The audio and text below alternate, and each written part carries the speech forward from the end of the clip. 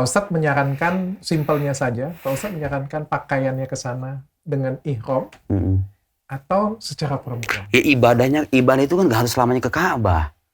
Tuhan itu nggak selamanya harus kita jumpai di Ka'bah.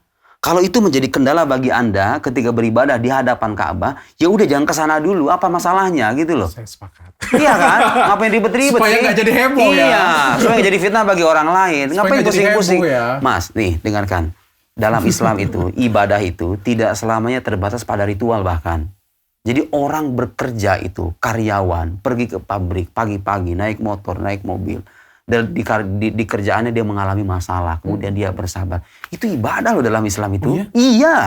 Saya nggak mengarang-arang, saya belajar agama beneran. Betul-betul Tuhan itu menilai kita sebagai hamba itu dengan profesi kita masing-masing.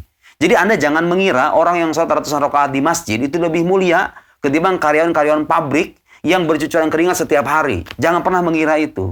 Karena boleh jadi orang yang ratusan rakaat ini, ya hidupnya biasa, hujan-hujan hidupnya sederhana. Dia bisa ibadah dengan nyaman karena dia itu nggak punya banyak beban. Sementara orang kedua ini yang bercucuran keringat ini, dia dikasih ujian yang berat oleh Tuhan dan dia bersabar. Tahu nggak janji Quran apa? Innama yuwaffas sabirun ajrahum bighairi hisab.